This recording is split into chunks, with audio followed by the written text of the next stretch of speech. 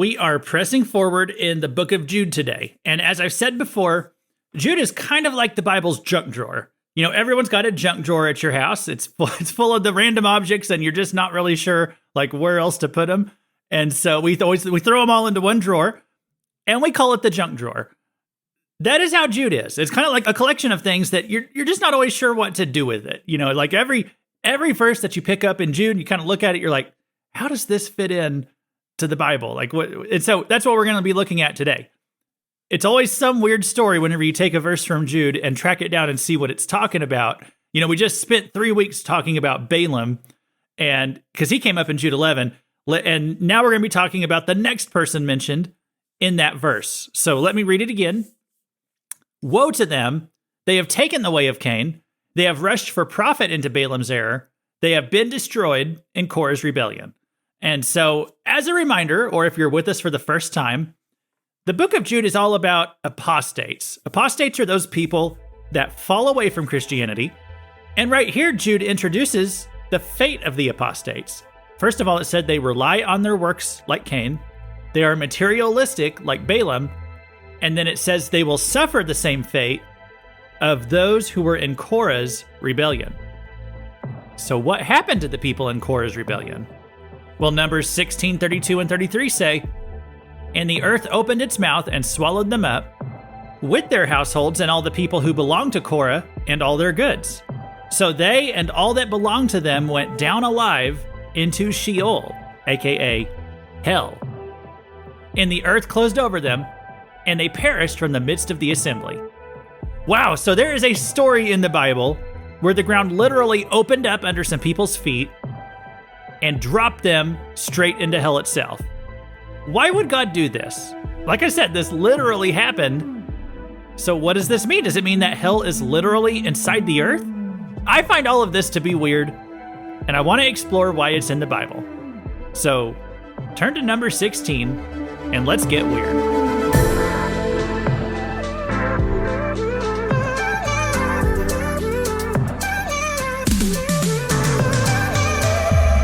Welcome to Weird Stuff in the Bible, where we explore scripture passages that are bizarre, perplexing, or just plain weird. This is Luke Taylor, and today we're going to be talking about the Legend of Korah. It's not really a legend, it's a true story. This really happened. I mean, if you believe the Bible, then you believe that this really happened. And so it's a little bit weird, and I'm going to break it down for you today. Let's start with why it happened. In number 16, there's a man named Korah, and he stirs up a little mini rebellion against his leader, Moses. I call it a mini rebellion. He wanted it to be a big rebellion, but God kind of slaps it down before it gets out of hand. And so this is during that period where Israel is wandering through the wilderness for 40 years. And so it starts at number 16, verse 1. "Now Korah, the son of Izhar, the son of Kohath, the son of Levi, with Dathan and Abiram, the sons of Eliab, and On, the son of Peleth, sons of Reuben."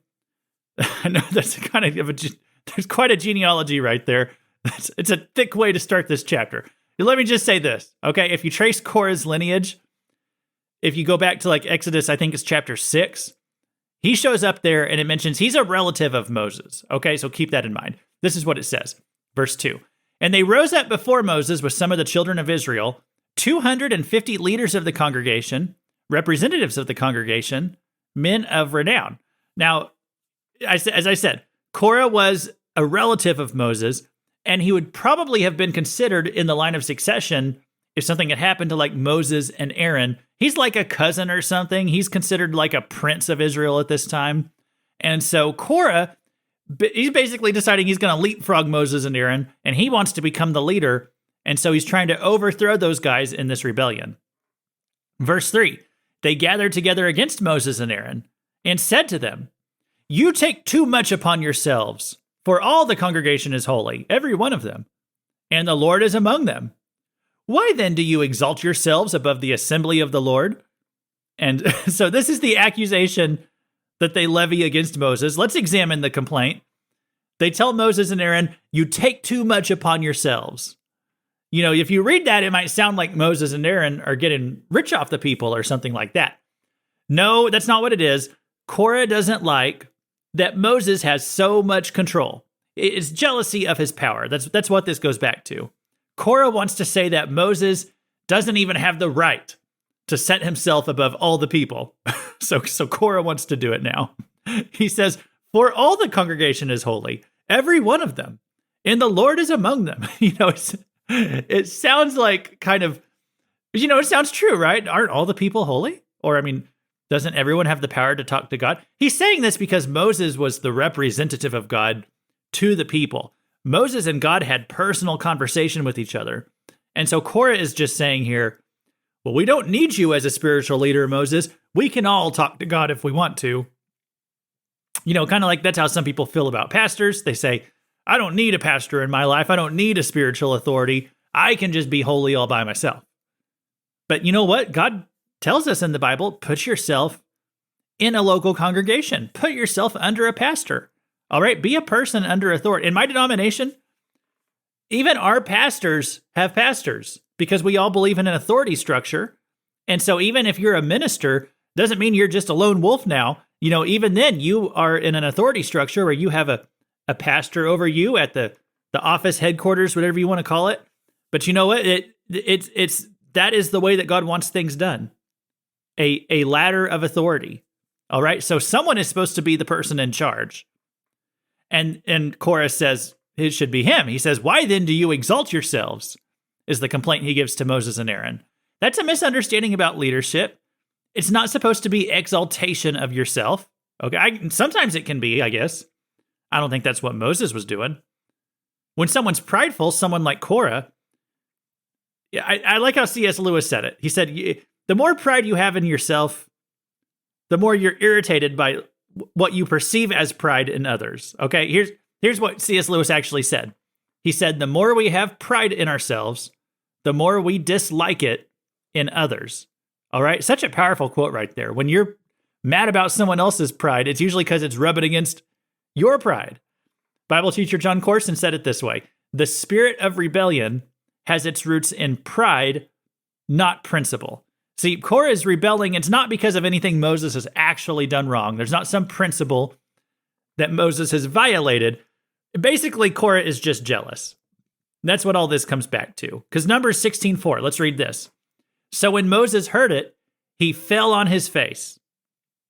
When I read that verse, that's kind of how I know that Moses was not the problem. Because usually the person with more humility, they're usually not the one with the problem when there's a conflict. Okay? Korah is seeking to exalt himself, and that is pride. And Moses' first response when he is being challenged, it's not to say, well, hey, Korah, listen, man, God came to me in a burning bush. He didn't come to you. That's not what Moses did. It said Moses immediately fell on his face. Verse 2 said Korah rose up. Verse 4 said Moses fell on his face. Just looking at the body language, even if they didn't say a word, just looking at the body language there, I can observe that Moses was probably not the problem in this conflict. Verse 5, and he spoke to Korah and all his company, saying, tomorrow morning the Lord will show who is his and who is holy, and will cause him to come near to him. That one whom he chooses, he will cause to come near to him. So basically, Moses is leaving this in God's hands. He says, I'm going to let God be the one who decides. He'll sort this out. So the next day, people gather again. They lay out their accusations against Moses. And the accusations, they're pretty thin. We already went through some of them. They try to blame Moses for their 40 years of wandering in the wilderness, as if Moses wanted that in the first place. The 40 years was their own fault. They were afraid to confront the Nephilim. We studied this several episodes back. I think the episode was called Nephilim After the Flood. We went to Numbers 13. It was the Israelites who were afraid to go confront the Nephilim. It's their fault that they're wandering in the wilderness, not Moses's. Moses is just keeping them alive. So Moses just lets them have their say. And he says, I'm just going to leave the matter in God's hands, which is another thing that a humble person can do. Humble people don't need to be proven right. A humble person knows someday God's going to sort all of this out. Okay? I don't have to win. If I'm a humble person, I'll say someday there's a judgment seat of Christ. God's going to let me know what I was wrong about. He's going to let other people know what they were wrong about. God's going to have the final say. So Moses is humble enough to recognize that. He says, I'm going to leave it in God's hands. All right. How do I know that Moses was humble? I know Moses was humble because he said so. Back in Numbers 12:3, Moses wrote, now the man Moses was very humble, more than all the men who were on the face of the earth. Moses was the most humble person on the planet. I know because he told us. And it's it is one of the funnier verses in the Bible. Maybe ironic is the word, but we got to believe it's true because it's Bible. But it's just kind of hilarious because Moses is the one, he wrote it under inspiration of the Holy Spirit. So I know it was true, but it's just funny that he wrote that about himself. But his character shows it. Okay, I think we can see that as we read his story. He put up with these Israelites. He put up with a lot more baloney than I would have been willing to if I was their leader. So maybe we'll come back to that. I think that line, that verse, it could be a weird stuff in the Bible episode if we ever want to dig into that a little bit. It's a pretty funny one. Okay, back to number 16. So verse 19. And Korah gathered all the congregation against them at the door of the tabernacle of meeting. Then the glory of the Lord appeared to all the congregation. And the Lord spoke to Moses and Aaron, saying, separate yourselves from among this congregation, that I may consume them in a moment. So God is telling Moses and Aaron right here, when I make my decision, you don't want to be standing where Korah's people are standing. All right, so that's what Moses tells the people. He says, if you are with Korah, go stand with Korah.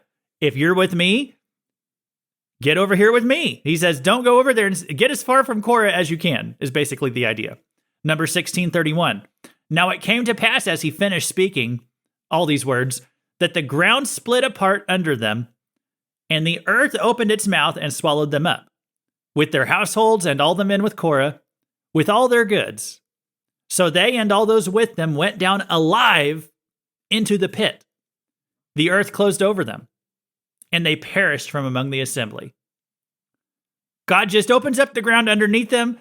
It said they were swallowed up by the earth. That is quite a visual to imagine, right? I always wonder, how instant was this? Did the ground split apart like an earthquake?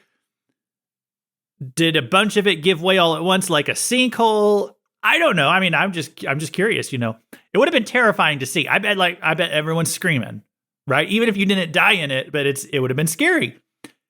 God made it pretty clear how he felt about Korah's rebellion. It said they fell straight into the pit. I read a translation earlier at the start of the program. It said they fell into Sheol.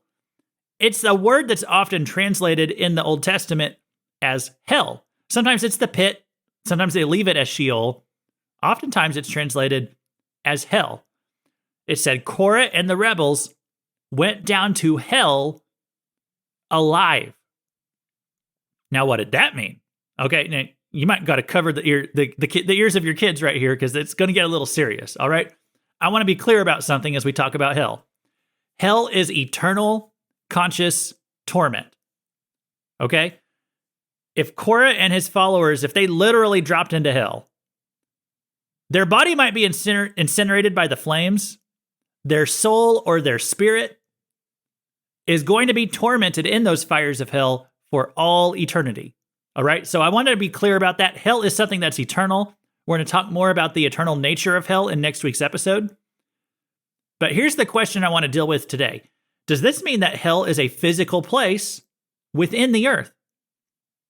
Well, let's analyze this biblically, okay? Biblically speaking, when someone goes into hell, it's always spoken of as going down into hell. Heaven is always up. Hell is always down. And there are verses that seem to place hell within the physical earth. Jesus said in Matthew 12:40, "For just as Jonah was 3 days and 3 nights in the belly of the great fish, so will the Son of Man be 3 days and 3 nights in the heart of the earth." So this referred to when Jesus went to the underworld or Sheol, and he set free the imprisoned spirits of the saints. He allowed them to go up to heaven.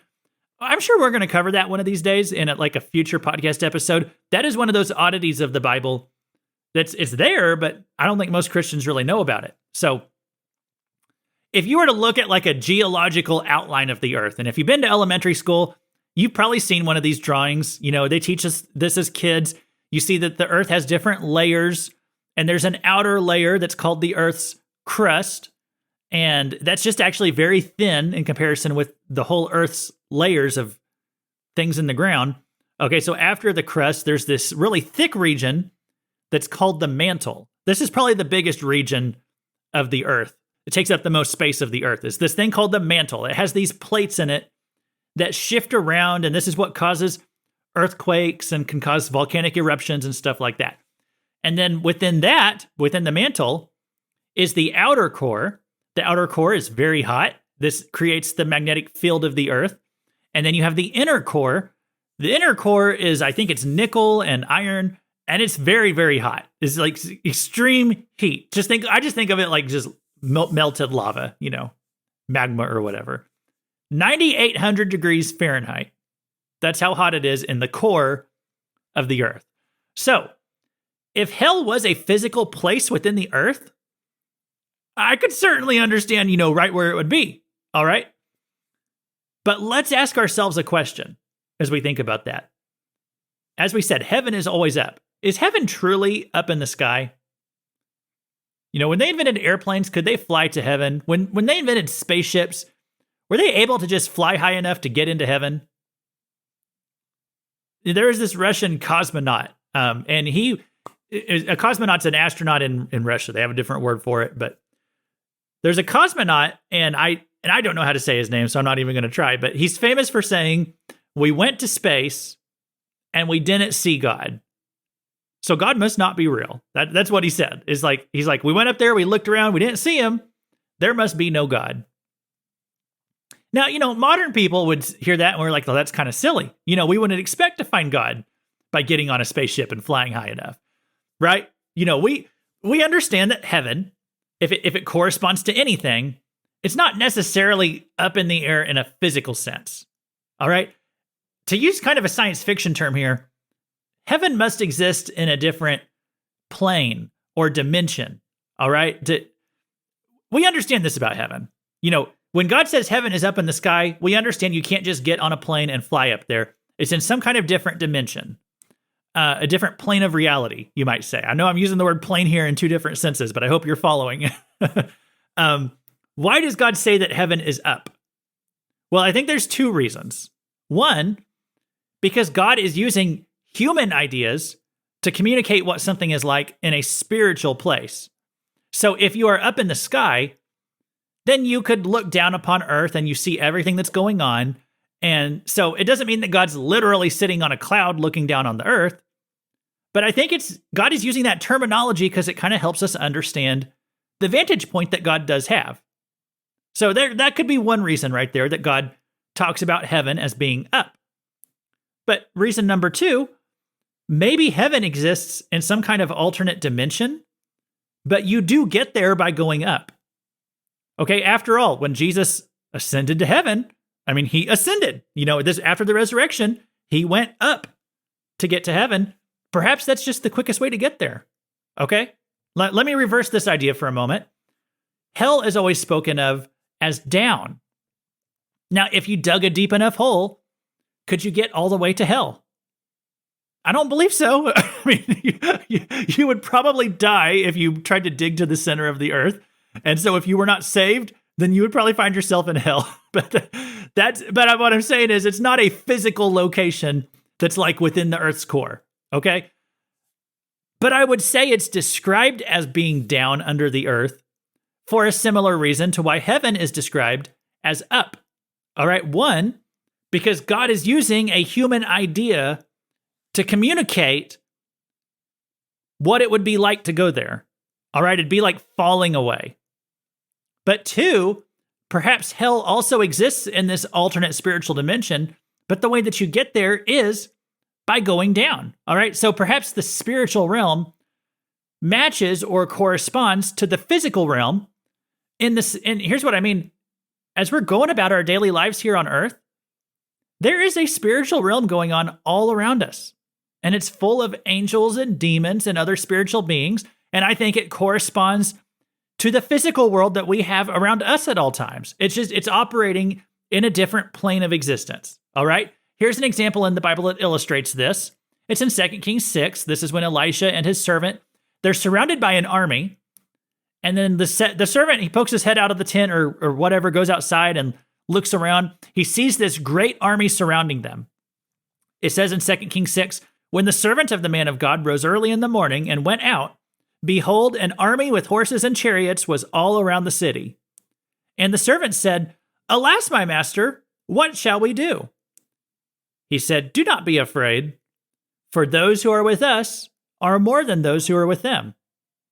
Then Elisha prayed and said, O Lord, please open his eyes that he may see. So the Lord opened the eyes of the young man, and he saw, and behold, the mountain was full of horses and chariots of fire all around Elisha. And so even though there was a physical army of horses and chariots that had surrounded the city, Elisha was not worried because he knew there was a spiritual realm, and over in this realm, there was an even greater army of horses of fire and chariots of fire, and he knew that the spiritual reality was going to supersede the physical reality. And so there is this unseen realm around us that's in operation at all times, and I believe that's also where heaven and hell sit, and that in that realm, heaven is up and hell is down below us. So just as Jesus ascended to heaven, and his resurrection body was able to transport itself right into heaven without skipping a beat. And just like Korah and his followers, they were able to drop down into hell. At some point, their earthly bodies were destroyed, but their spiritual bodies found themselves in the exact same place, down below in the heart of the earth. And so I think that's an explanation of like how hell can still be down and heaven can still be up, even though they don't exist in our physical world where we could go there physically. Now, Jude is using this whole story as an example to teach us an important fact. And I do want to make sure we cover that fact before we close down today.